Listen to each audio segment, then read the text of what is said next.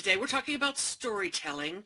I have a few courses coming out that are geared toward authors and how to write a book and how to self-publish a book, how to get, those things out there, get your story out into the world.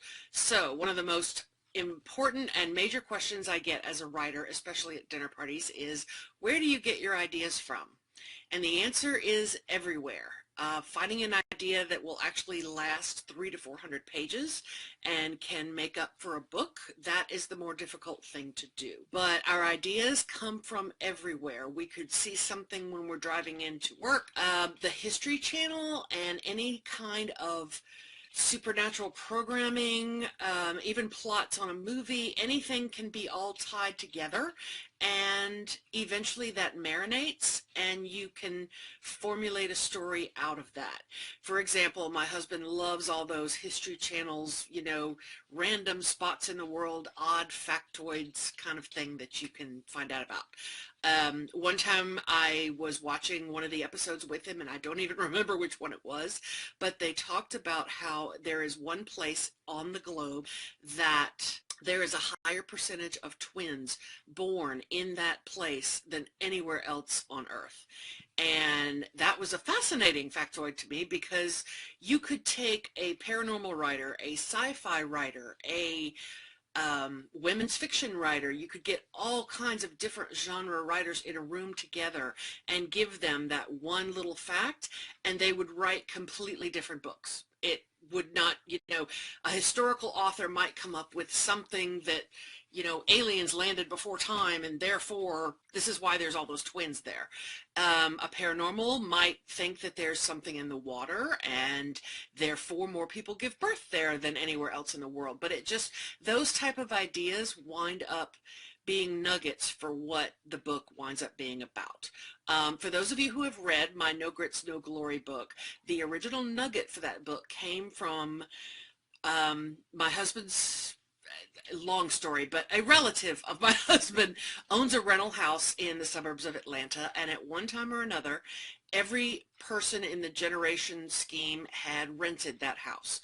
Aunts, uncles, cousins, nieces, nephews. My husband lived there for a brief time, and all of these different people, all from the same family, wound up living in the same place, whether it was for 3 months or 3 years. When I thought about that, I was like, well, what if those walls could talk? All of that family, different generations, what if those walls could actually say what was going on? That was the original nugget for No Grits, No Glory. Then I happened to travel to Savannah for the first time. I fell in love with the city. It's still one of my favorite getaways. So I go there as often as possible because it's one of my favorite places. And anyway,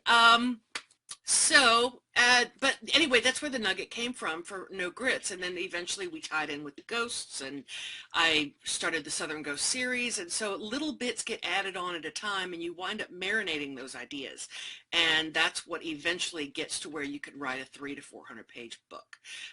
Setting is also important in writing stories. Think about what the story would be like if you saw Gone with the Wind and it was set in Trenton, New Jersey. Not the same book, not the same movie, and probably not that good.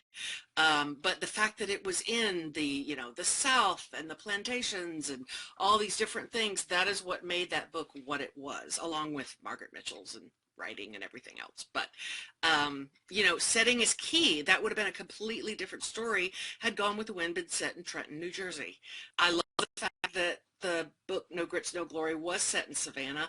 I could not have set that in a very small farm town. I suppose I could, but it would be a totally different book. So setting really needs to become like its own character, and the characters in your book are reacting to the setting. For those of you who might have read the urban fantasy series that I wrote, the book Earthbound is set in Portland. I love Portland. One of my friends just got back from a conference there. You know who you are. I am jealous. I love the Portland and the Pacific Northwest area. It's just gorgeous. And I've always been fascinated by that area, and there are Shanghai tunnels there that really did exist, where people would get shanghaied and sent off on ships to Lord knows where. So that was a nugget there for that book, and then I added in other elements. But anyway, the important thing is this is how writers get their ideas, and then they marinate, and gradually things start influencing the story. So be thinking about that next time you want to write a book, or even when you're reading a book if you're not a writer.